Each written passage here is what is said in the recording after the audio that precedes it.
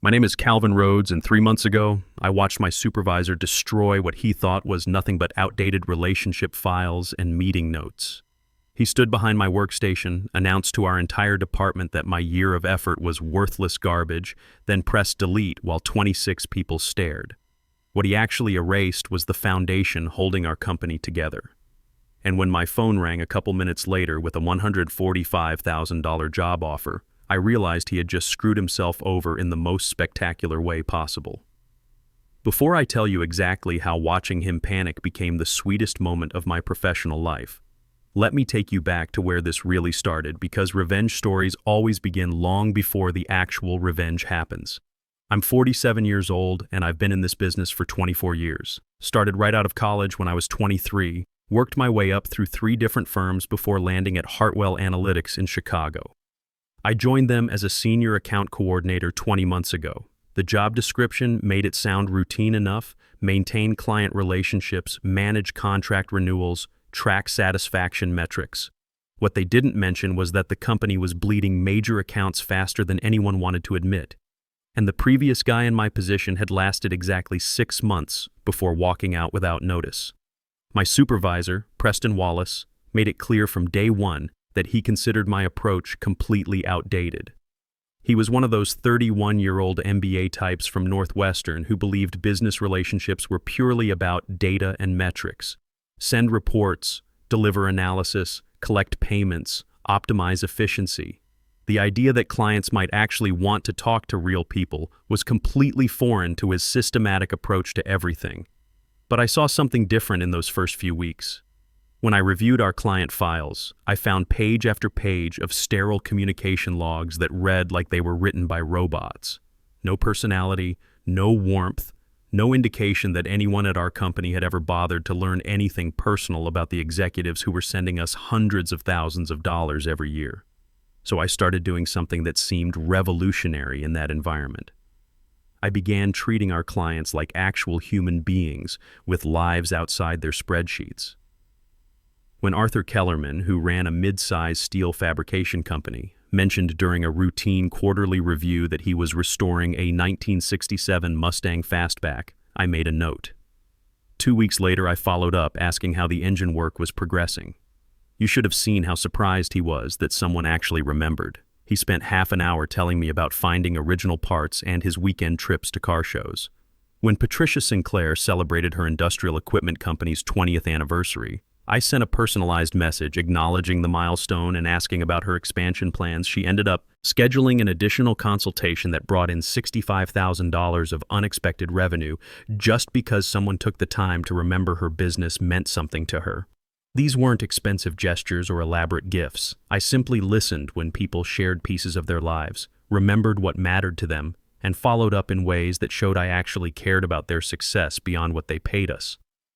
Preston never understood what I was doing.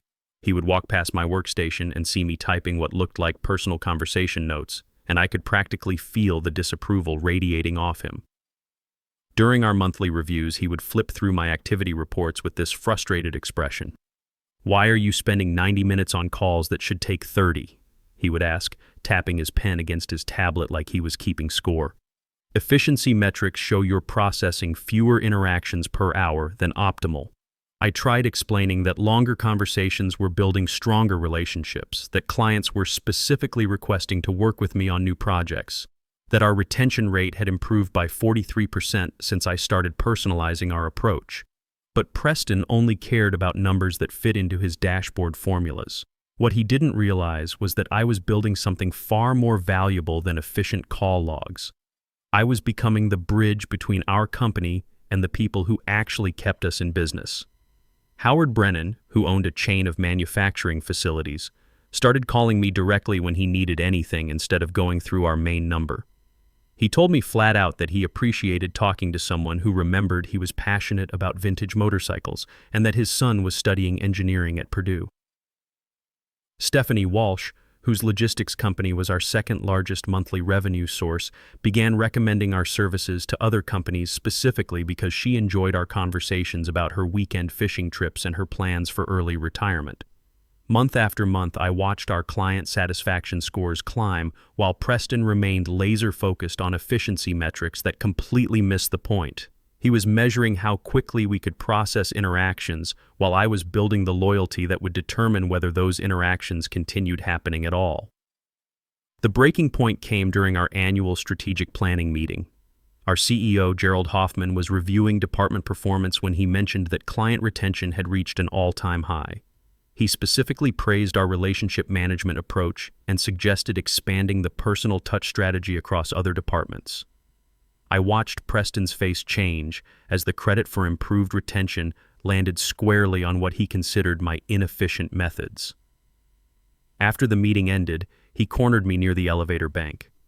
"I don't know what kind of social hour you're running," he said, his voice tight with barely controlled irritation.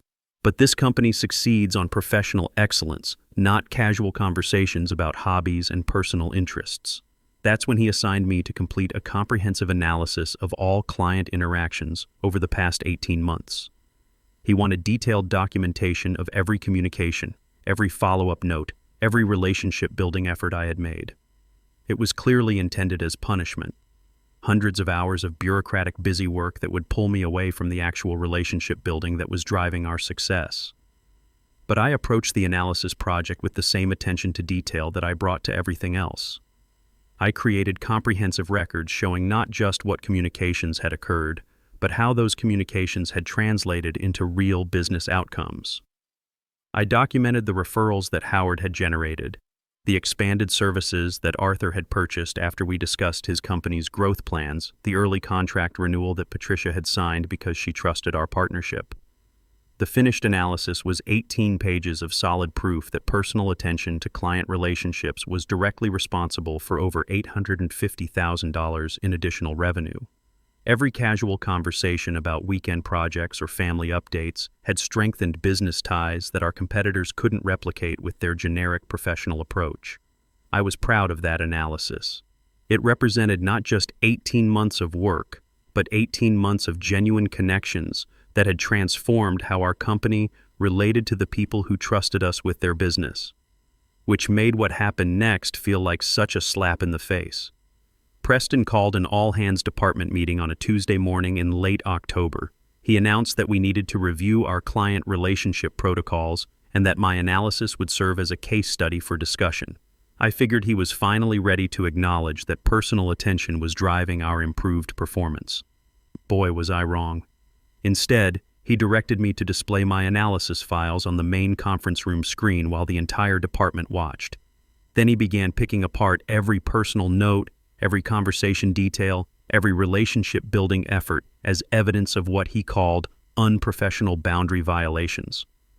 "This is exactly the kind of inefficiency that undermines our service standards," he declared, scrolling through months of careful documentation. "Personal chit-chat about cars and hobbies has no place in business communications. These files represent a complete failure to maintain appropriate professional distance." I sat there watching 26 coworkers as he tore apart work that had generated nearly $1 million in revenue for our company. He was presenting my biggest professional accomplishment as a cautionary tale about what not to do. But then he did something that crossed a line I never expected him to cross. He pulled up the file containing my complete analysis database, every client note, every relationship detail, every conversation record that proved how personal attention was driving our business success. His cursor moved toward the delete option while he continued talking about the need for professional standards. "This entire approach is garbage," he announced, his hand hovering over the deletion command.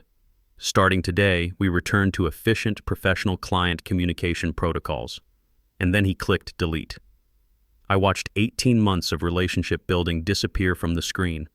18 pages of documented connections that had generated over $850,000 in revenue, gone in one vindictive moment. Nobody said a word. You could hear a pin drop. Preston turned away from the screen with this satisfied expression, clearly expecting me to accept this humiliation and start rebuilding my work according to his preferred methods. But he had made one huge miscalculation. While he was destroying my documentation, he hadn't destroyed the actual relationships I had built. The clients who trusted me, who called me directly, who had shared personal details about their lives and businesses. Those connections existed in their minds and hearts, not in our computer files. And apparently some of those connections had been paying closer attention to our company dynamics than anyone realized.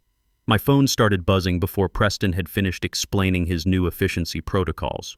The caller ID showed Donovan Partners, a consulting firm that had recently formed when 4 former colleagues left their previous company to start their own operation. I stepped out of the conference room to take the call. My hands were still shaking from watching my work get deleted in front of everyone. "Calvin," said the voice on the other end, "we've been watching what's happening at Hartwell and we want to talk." The conversation that followed would change everything. Donovan Partners had been tracking our client retention improvements, and they knew exactly who was responsible for the relationships that kept major accounts happy.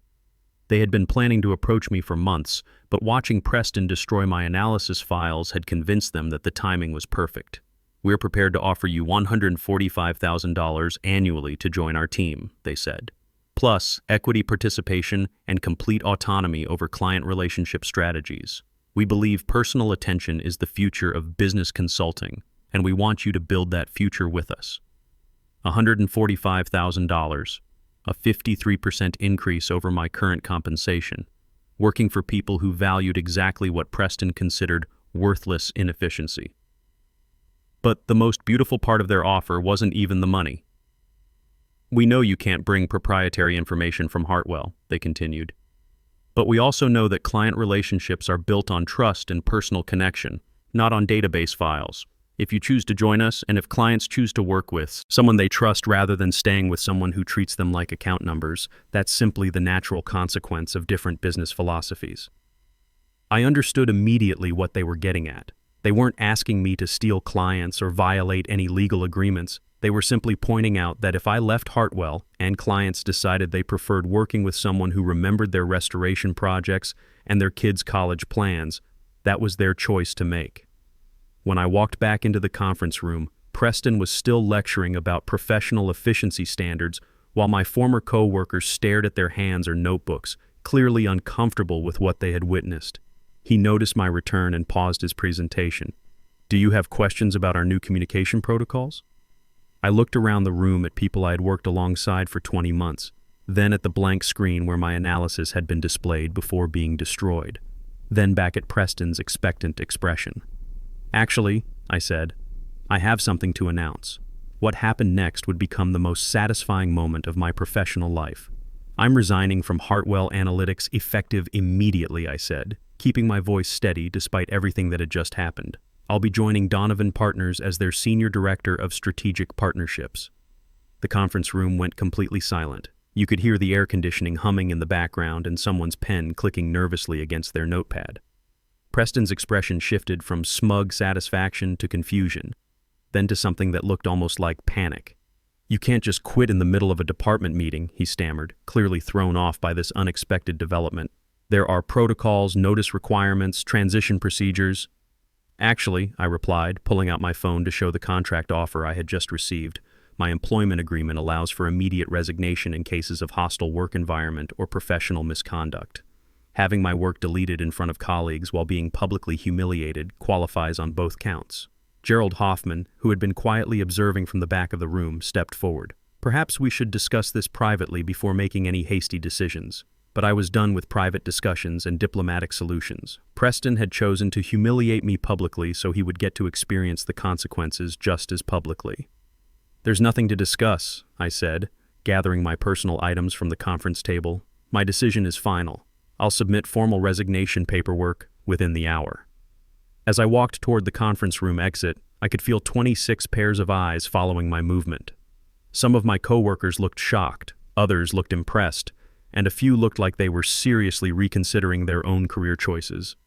Preston called after me, his voice higher than usual. "You're making a huge mistake. Donovan Partners is a startup with no proven track record. You're throwing away job security for some fantasy about relationship building being more important than professional standards." I paused at the doorway and turned back to face him. We'll see which approach proves more valuable. Within 24 hours, I had cleaned out my office, completed exit interviews, and started my new position at Donovan Partners. Their office was smaller than Hartwell's, but it was filled with energy and excitement about building something innovative in the consulting space. More importantly, I was finally working with people who understood that business relationships were built on genuine human connection, not efficiency metrics and standardized communication protocols. But the real validation of my decision came in the weeks that followed as I sat back and watched it all fall apart exactly like you'd expect. I hadn't reached out to any Hartwell clients. I hadn't made sales calls or sent recruitment messages. I simply updated my professional profiles to reflect my new position and continued being the same person who had spent 18 months building authentic relationships with people who needed consulting services. The first call came on Thursday morning, 3 days after I started at Donovan Partners. Arthur Kellerman, the manufacturing company owner whose Mustang restoration I had followed, called my new office number directly. "Calvin," he said, "I heard through the professional network that you've moved to a new firm. I wanted to congratulate you and ask about your new company's capabilities." We talked for an hour and a half about his business needs, his expansion plans, and yes, his car's new transmission work. By the end of the conversation, he had scheduled a consultation meeting to discuss transitioning his account to Donovan Partners. The second call came that same afternoon. Patricia Sinclair, whose company anniversary I had celebrated, wanted to discuss her upcoming project needs with someone who understood her business philosophy. "I've been working with consulting firms for 15 years, she told me, "and you're the first person who ever made me feel like my company mattered beyond the invoice amount. If you're offering the same personal attention at your new firm, I'm interested in making a change." By the end of my first week at Donovan Partners, I had received calls from 7 former Hartwell clients, not because I had solicited them, but because they preferred working with someone who treated them as individuals rather than account numbers. Meanwhile, back at Hartwell Analytics, Preston was starting to realize what he had actually deleted when he destroyed my relationship-building documentation. I heard about his growing panic through mutual connections in the professional community. Apparently, he had tried to reach out to major clients for routine check-ins, only to discover that many of them were no longer interested in continuing their contracts. When he called Arthur to schedule his quarterly review, Arthur politely informed him that he was exploring other consulting options and would not be renewing his annual agreement.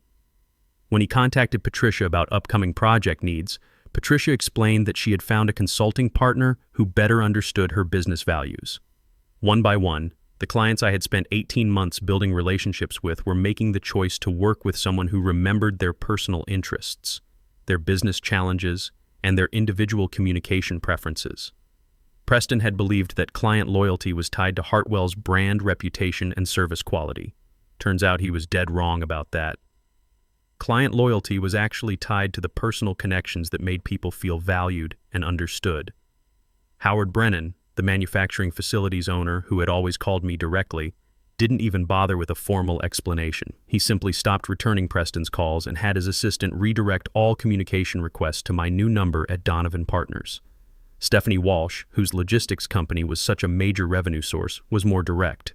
According to someone who was still working at Hartwell, she had told Preston flat out that she was following me to Donovan Partners because she valued working with someone who understood that business relationships weren't just about spreadsheets and efficiency metrics.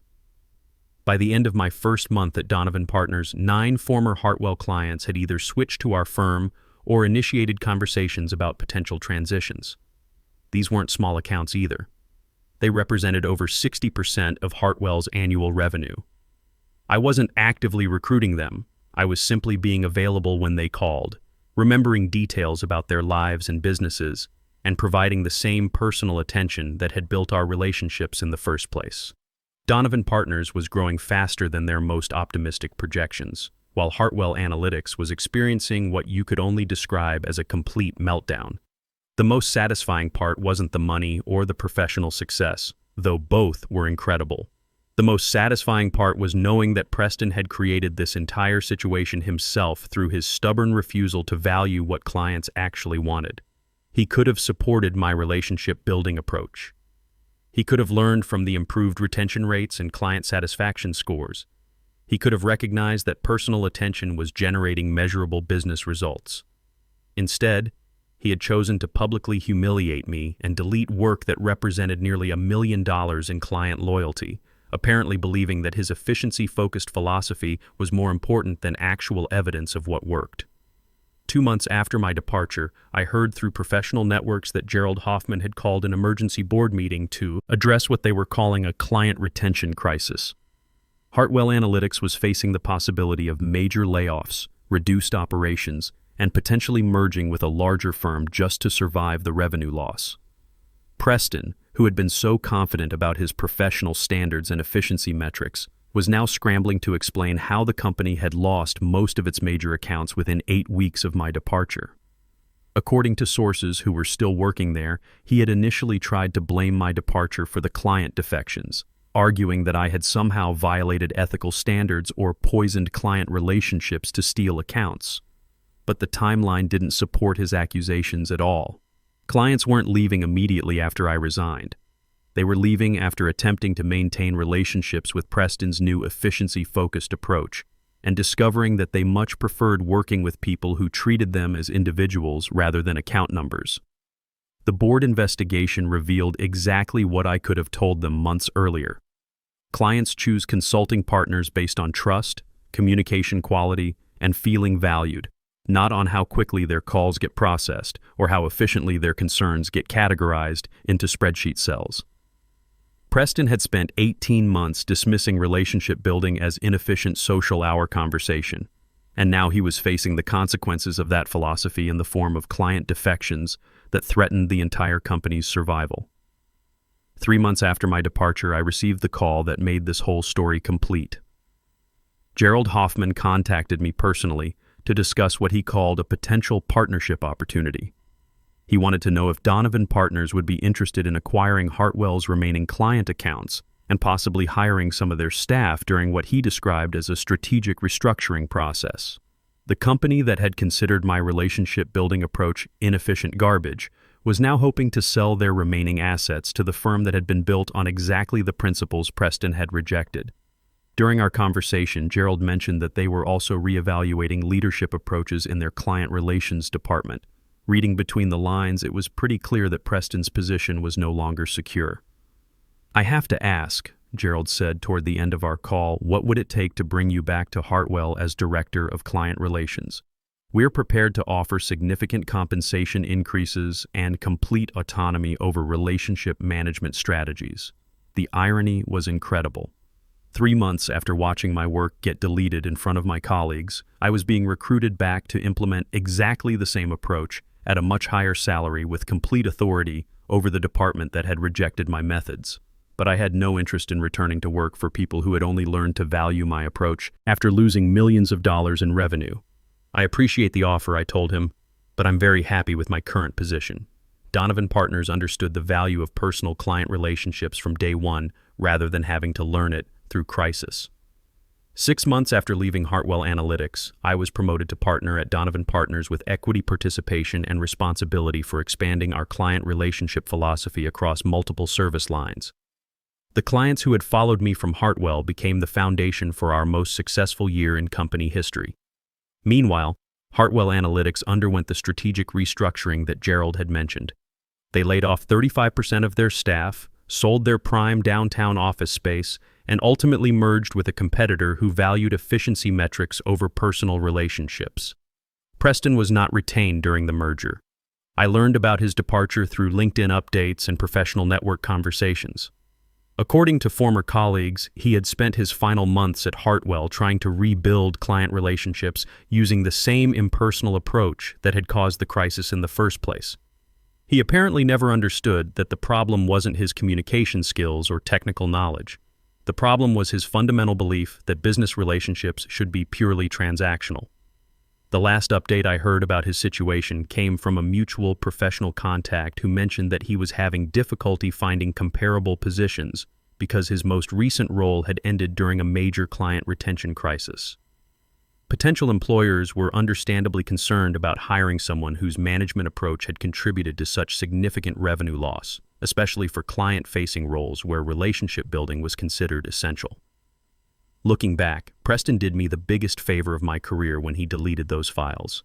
He forced me into a situation where I had to prove the value of everything I believed about business relationships, and it turned out I was absolutely right.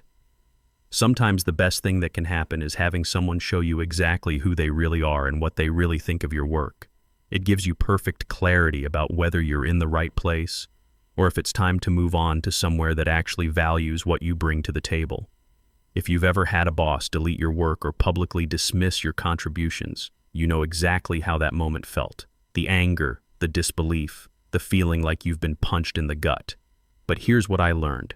Sometimes that's exactly the push you need to realize you're capable of much more than your current situation allows. Preston thought he was deleting inefficient documentation when he destroyed my relationship-building work. What he actually deleted was the only thing preventing his professional world from collapsing around him. And you know what? That's exactly what he deserved. This most satisfying revenge isn't elaborate schemes or calculated attacks. It's simply letting people experience the natural consequences of their own terrible decisions while you go build something better somewhere else. 24 years in this business taught me that relationships matter more than metrics, people matter more than processes, and sometimes the most professional thing you can do is walk away from people who don't understand that. Best decision I ever made.